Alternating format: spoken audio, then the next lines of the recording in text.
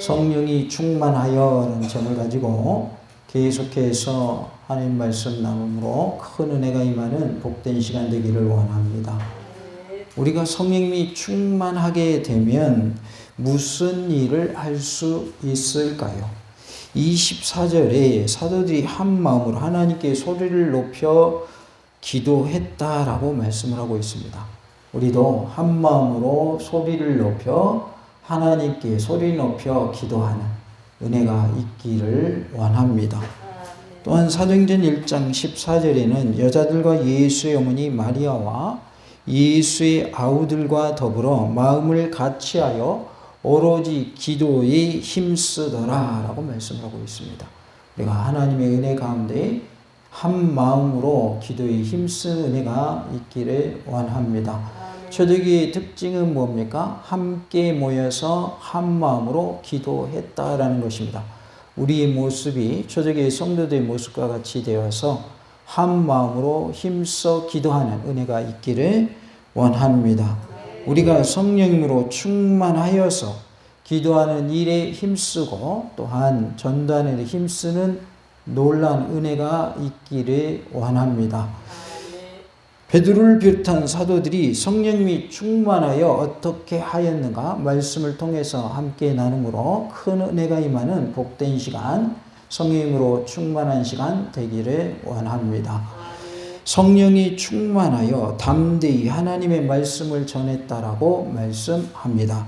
31절에 빌기를 다함에 모인 곳이 진동하더니 무리가 다 성령이 충만하여 담대히 하나님의 말씀을 전하니라 라고 말씀하고 있습니다. 성령님이 충만하게 되면 담대히 뭐 할 수 있다? 하나님의 말씀을 전할 수 있다라는 것을 말씀해 주고 있어요. 그래서 우리가 성령으로 충만하게 되면 두려움이 사라지고 담대하게 된다는 거예요. 그래서 뭐 하게 된다는 거예요? 복음을 전한다고 말이죠. 전도하게 된다. 그러니까 성령으로 충만한 사람의 특징은 뭐냐면 겁이 없습니다. 담대해집니다. 용감해집니다. 그 용기를 왜 주신다고요? 말씀 전하라고, 전도하라고 그 용기를 주시는 거예요. 나가서 싸우라고, 세상 사람들하고 머리카락 잡고 싸우라고 담대함 주신 게 아니라 뭐 하라고 주시는 거예요? 전도하라고, 하나님의 말씀 전하라고, 복음 전하라고 담대함을 주신다는 거예요. 그러니까 성령님의 역사는 우리에게 담대함을 주고 그로 인하여 뭐하게 하신다? 말씀을 전하게 하신다는 거예요.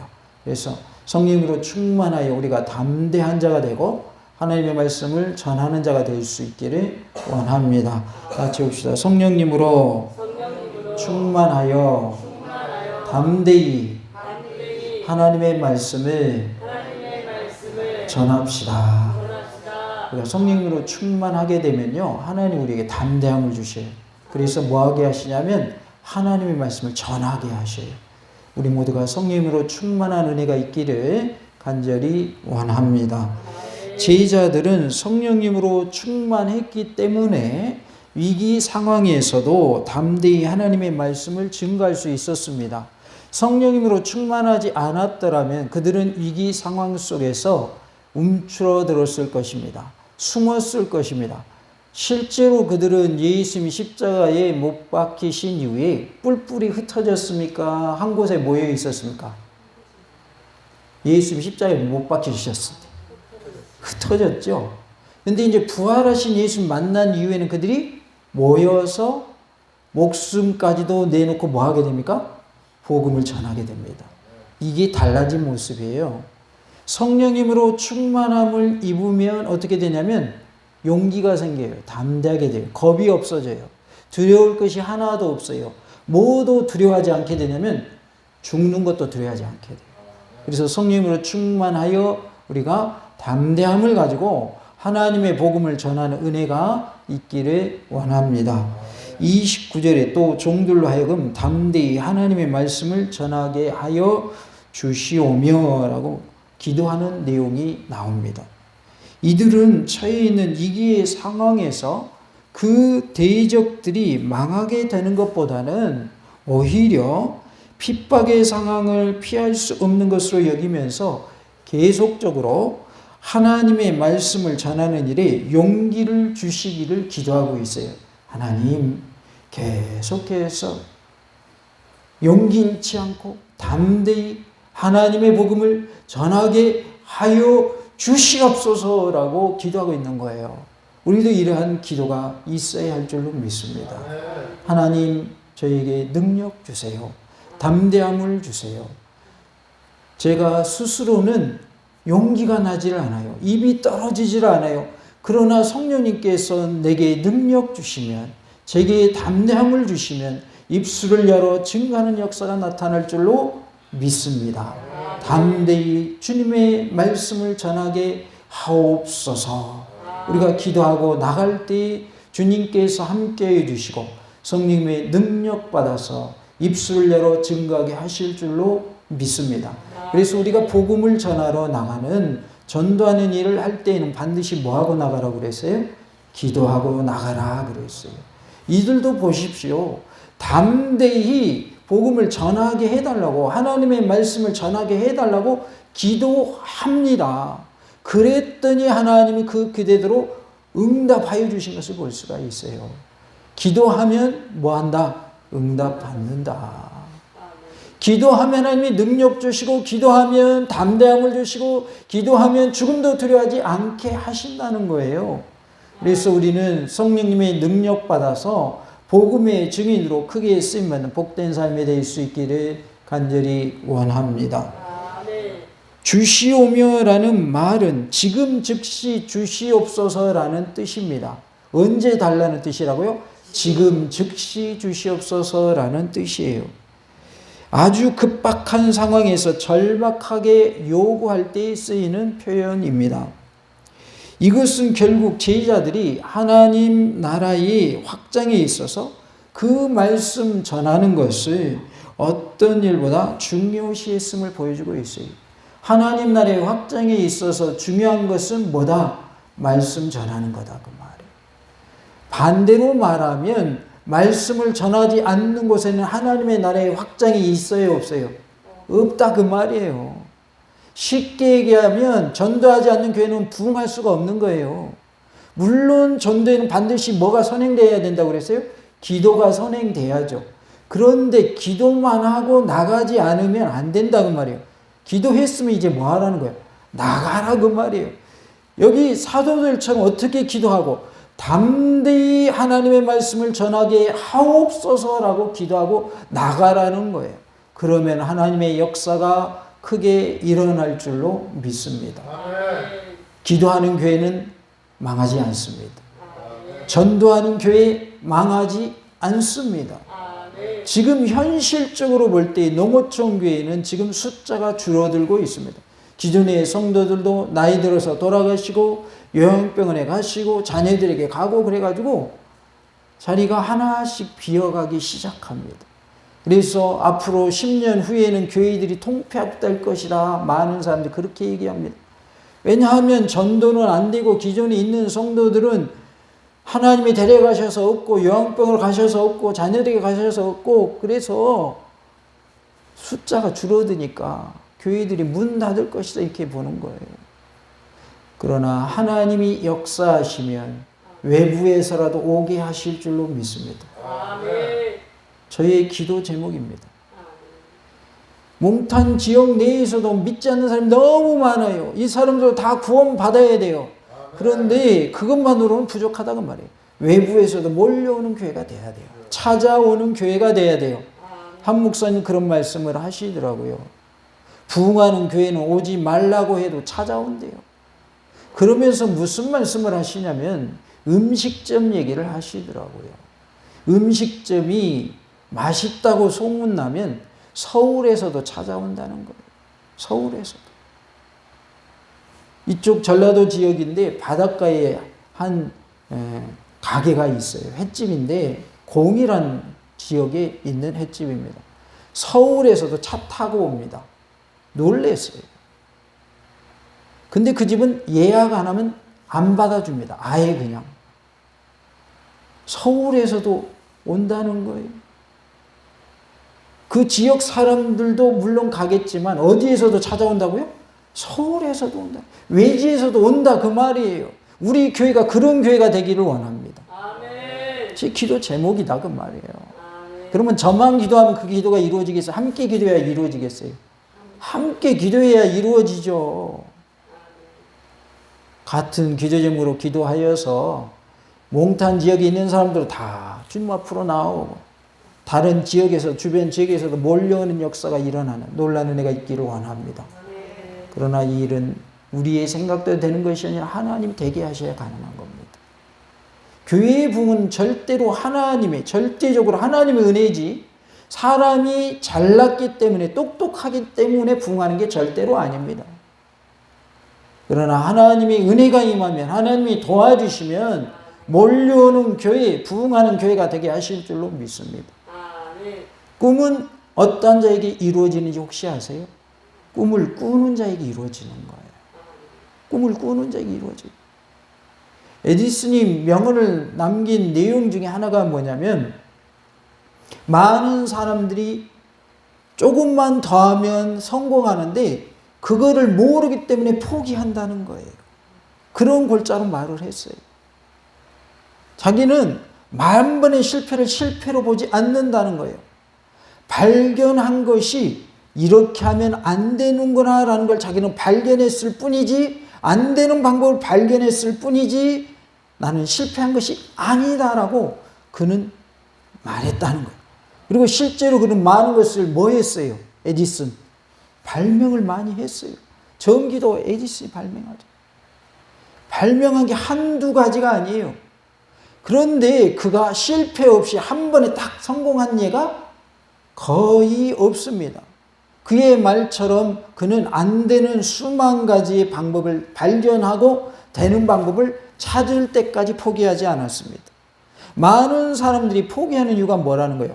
조금만 더 노력하면 되는데 그 조금만 더 하면 된다는 걸 모르기 때문에 포기한다는 거죠. 쉽게 얘기하면 포기하지 않는 자에게 그 원하는 걸 이룰 수 있게 된다는 거예요. 그 이룬 말을 어떠할 때 성취하게 되는가? 포기하지 않을 때. 그래서 우리가 전도하는 것도 포기하지 않을 때 이루어질 줄로 믿습니다. 광산에서 금맥이 있는데 분명히 거기에 금이 맺혀 있다는 걸 매장되어 있다는 걸 알고 거기를 사서 계속 팠어요. 그런데 파도 안 나오니까 다른 사람한테 넘겨버렸어요. 이어받은 사람이 1m를 더 팠어요. 그랬더니 금이 나온 거예요. 만약에 그 사람이 1m만 더 파면 찾고 찾았던 금이 나온다는 걸 알았더라면 팔았겠어요? 더 팠겠어요? 알았더라면 더 팠겠죠. 근데 그동안 판 게 세월이 많이 지났어요. 많은 시간 동안 계속 팠어요. 근데 금이 안 나오는 거예요. 거기 분명히 금이 있다고 해서 지금 그 땅을 사서 지금 계속 파고 있는데. 그래서 다른 사람한테 넘겨버렸단 말이에요. 조금만 더 했더라면 자기 것이 됐을 텐데.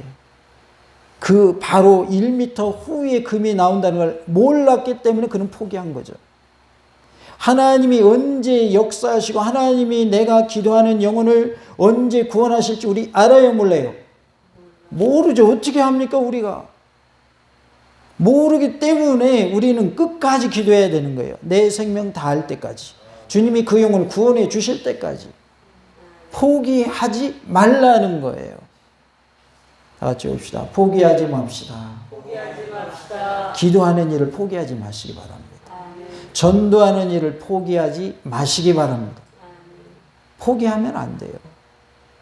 하나님이 포기 안 하신 그 영혼을 왜 내가 포기합니까? 누가 포기 안 했는데? 하나님이 포기 안 했단 말이에요. 근데 왜 내가 포기를 해요? 그 사람이 죽은 다음에는 저 사람은 끝까지 안 믿고 죽었구나. 그럴 수 있지만 아직 살아있다면 기회는 아직 남아있는 거예요. 하나님은 그 사람을 언제 구원하실지 아무도 몰라요. 죽기 직전에라도 구원하실 수도 있는 거예요. 예수님이 십자가에 못 박히셨을 때의 양편에 강도가 있었죠. 그 중에 한 사람은 예수님 죽기 전에 영접하죠. 그 사람이 영접할지 누가 알았겠어요? 아무도 몰랐죠. 물론 하나님은 아셨겠지만.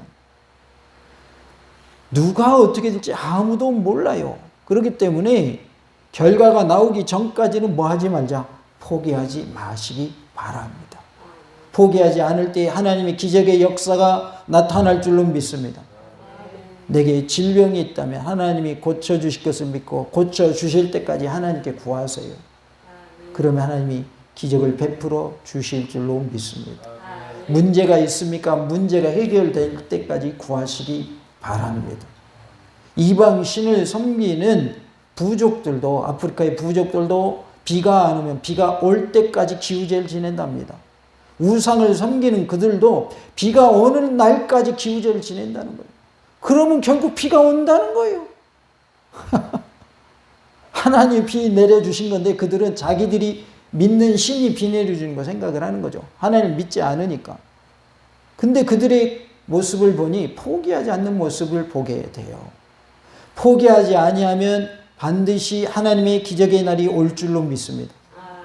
우리가 전도하는 것도 기도하는 것도 포기하지 않는 신앙이 되어야 할 줄로 믿습니다.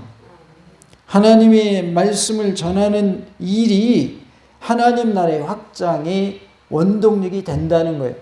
말씀을 그래서 사도들이 전하는 것에 대해서 사도들이 말씀을 전하는 것에 대해서 그들은 정말 그것을 귀하게 여겼다는 거예요. 하나님 나라의 확장에서 말씀 전하는 것은 정말 중요하다는 그들이 알았다는 거예요. 그래서 그들은 기도할 때 담대히 하나님의 말씀을 전하게 하옵소서라고 기도하고 복음을 전하러 나간 줄로 믿습니다. 담대히 하나님의 말씀을 전하게 해달라고 우리는 기도해야 합니다. 다 같이 한번 해볼까요? 담대히 하나님의 말씀을 전하게 하옵소서. 우리가 이렇게 기도해야 할 줄로 믿습니다. 31절에 빌기를 다 하매 모인 곳이 진동하더니 무리가 다 성령이 충만하여 담대히 하나님의 말씀을 전하니라 라고 말씀하고 있습니다.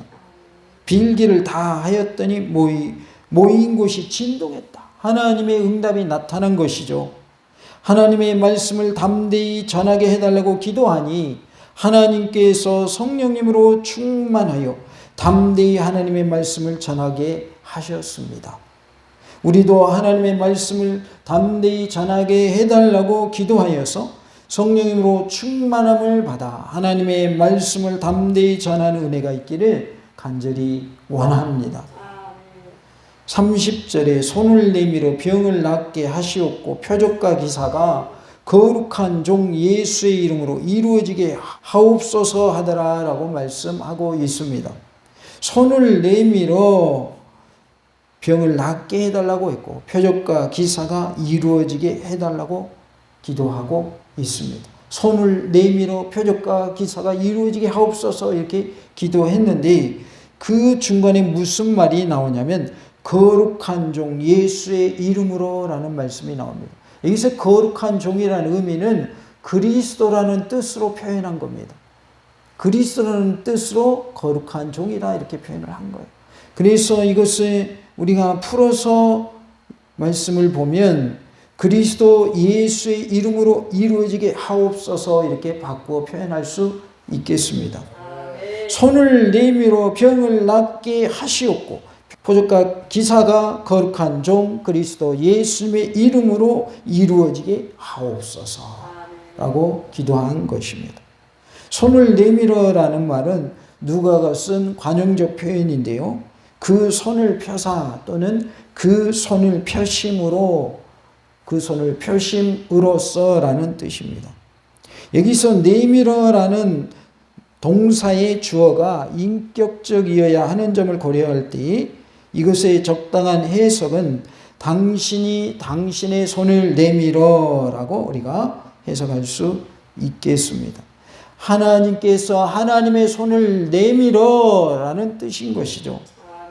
즉 이 말은 하나님께서 전능하신 권능과 능력으로 하나님의 손을 내밀 때의 이적이 행해짐을 뜻합니다. 하나님이 손을 내미실 때 기사와 이적이 나타나는 거예요. 기적은 하나님이 뭐 하실 때 손을 내미실 때 나타난다는 거예요.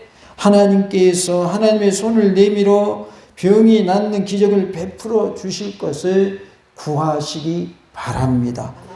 우리도 함께 외쳐보겠습니다. 간절한 마음으로 외쳐봅니다. 하나님, 내게도 손을 내밀어 병을 고쳐 주옵소서. 할렐루야! 하나님, 내게도 손을 내밀어 병을 고쳐 주시옵소서. 우리가 구할 때 하나님이 응답해 주실 줄로 믿습니다. 기적은 어떨 때 나타나냐면 하나님이 손을 내미실 때 기적이 나타나는 거예요. 하나님이 손을 내미시지 않는다 그러면 기적이 안 나타나요. 하나님이 능력을 베푸실 때 하나님 능력이 나타난다 그 말이에요. 베드로도 그랬고 사도 바울도 그랬고 하나님의 도구로 쓰임받은 것을 볼 수가 있어요. 그들은 하나님만을 높였고 예수님만을 높였어요. 우리는 신이 아니다. 아무것도 아니다. 우리는 심부름꾼이다. 하나님이 하신 거야. 예수님이 고치신 거야 라고 그들은 분명하게 밝혔어요. 우리도 하나님의 도구로 쓰임받고 그 후에는 하나님께 영광 돌린 은혜가 있기를 원합니다. 제가 한 것이 아니요 하나님이 하셨고 예수님이 하셨습니다. 나는 심부름꾼으로 쓰임받은 것뿐입니다.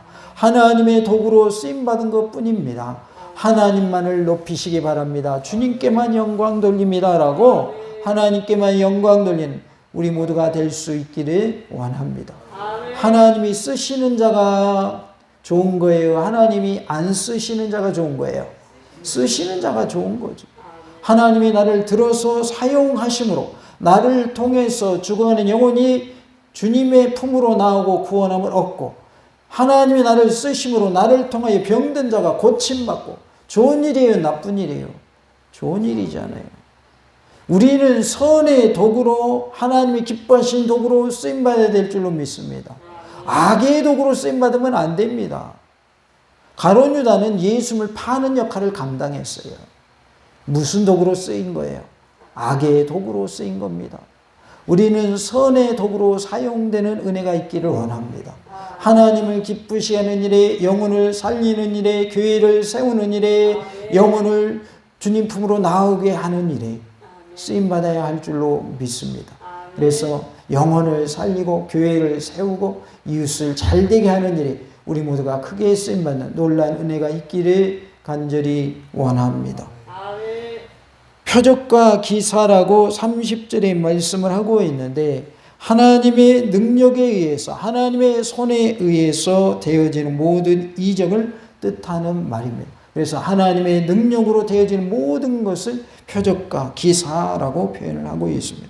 30절 상반절에 손을 내밀다라는 말에 연결되는 종속 목적의 의미로 보는 것이 타당하다 하겠습니다. 즉 손을 내밀어 표적과 기사가 이루어지게 하셨다라는 뜻입니다. 표적과 기사는 어떻게 해서 이루어졌다고요? 하나님이 뭘 내밀어서? 손을 내밀어서. 하나님이 손을 내밀었다고 하면 하나님이 능력을 베푸셔서 하나님이 은혜를 베푸셔서 기적이 나타났다라는 뜻입니다.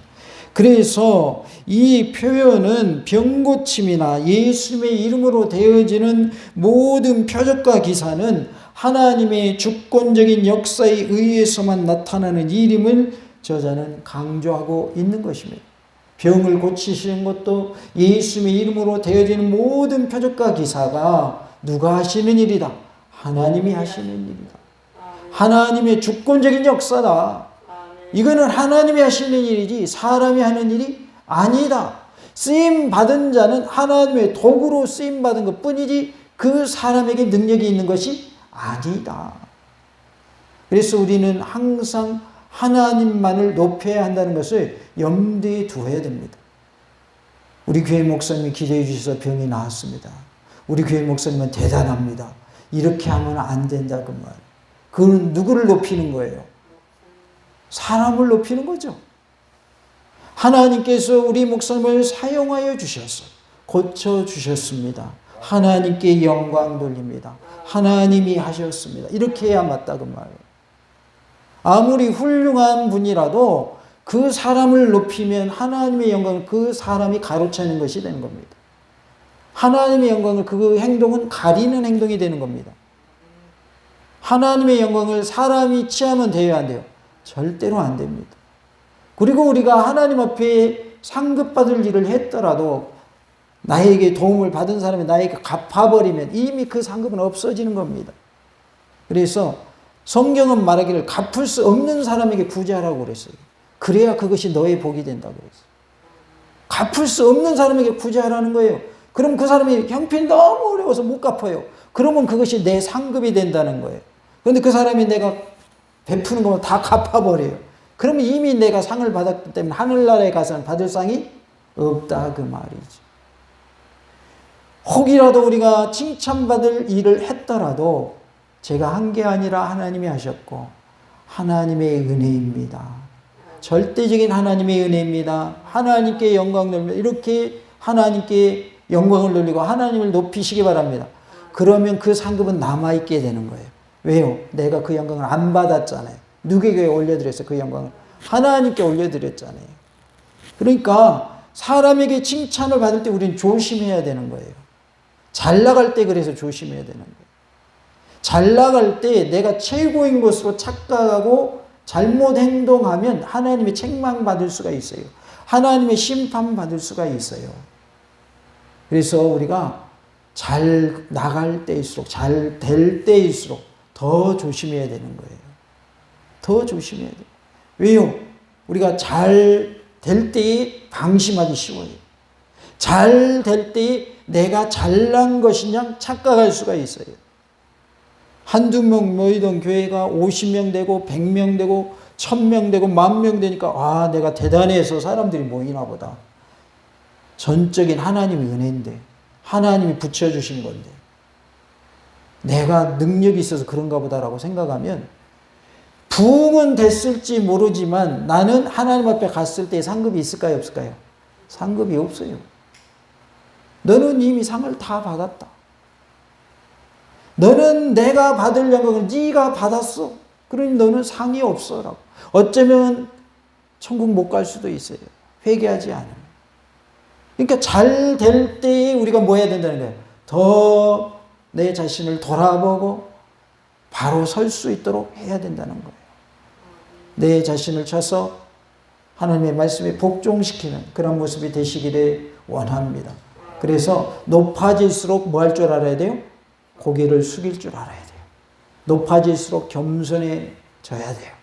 그런데 사람이 실질적으로 현실적으로 높아지면 고개가 숙여져요? 고개가 올라가요? 고개가 올라갑니다. 자기도 모르게 어깨가 올라갑니까? 축 처집니까? 잘 될 때 올라가 버립니다. 왜? 잘 나가거든요. 잘 되거든요. 그때 조심해야 되는 거예요. 그때. 누가 주신 은혜인데 하나님이 주신 은혜인데 내가 한 것처럼 내가 능력 있는 것처럼 이렇게 생각하면 그는 교만의 모습인 것이죠. 하나님의 주권적인 역사에 의해서 되어지는 일임을 말씀하고 있어요. 그래서 하나님의 손을 내밀어 기사와 표적을 이루어 주옵소서라고 기도하고 있는 모습을 볼 수가 있습니다.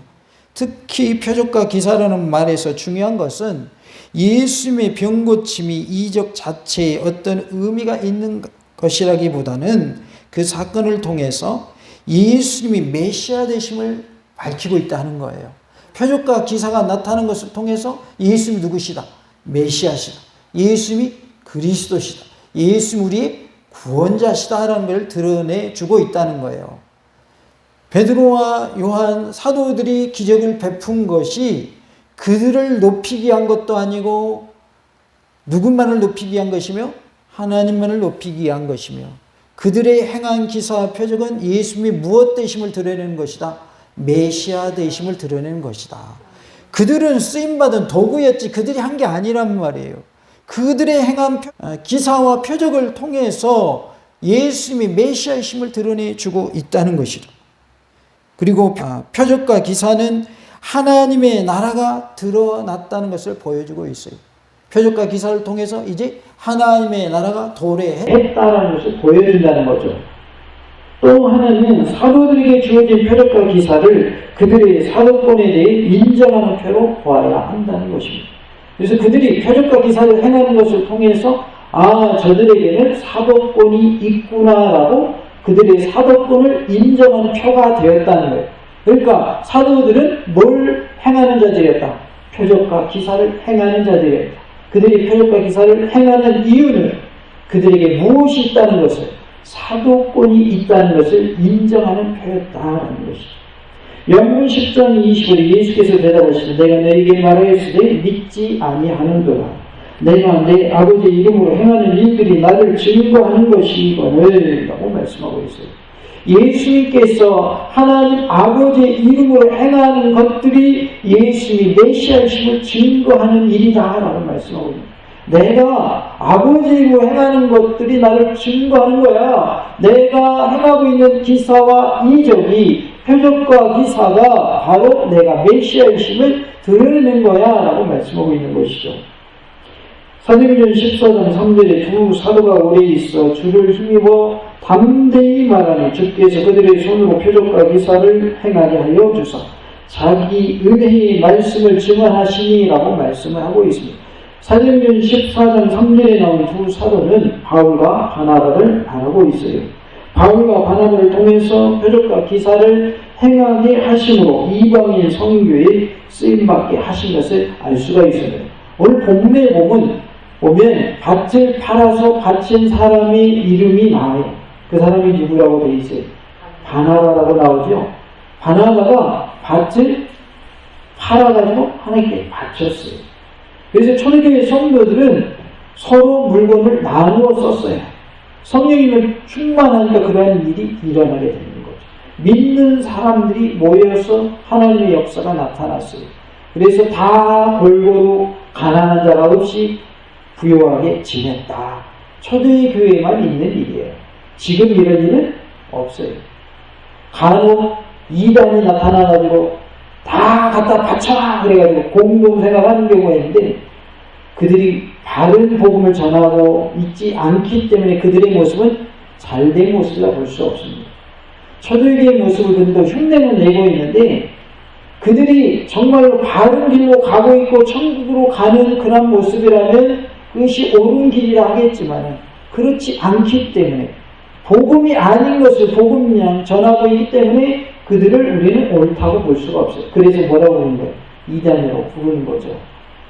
초대교회 성도들의 모습을 보니 하나님이 그들을 성령으로 충만케 하셨고 있는 것도 다 내놓고 같이 사용한 그런 모습들을 볼 수가 있습니다. 바울과 바나바에게 기사 이적을 행하게 하심으로 이방인 선교에 사용하신 것을 보게 됩니다.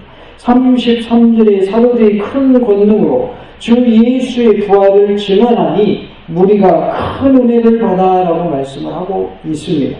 사도들이 큰 권능으로 주 예수의 부활을 증언했어요. 그랬더니 무리가 뭘 받았어요?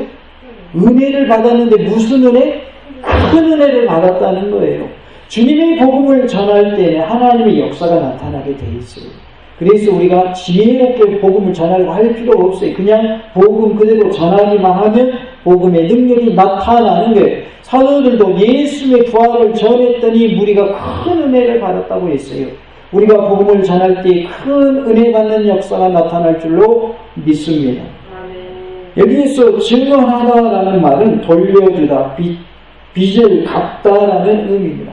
돌려주다, 빚을 갚다라는 의미인데 법적인 채무를 이행한다는 뜻이 있습니다.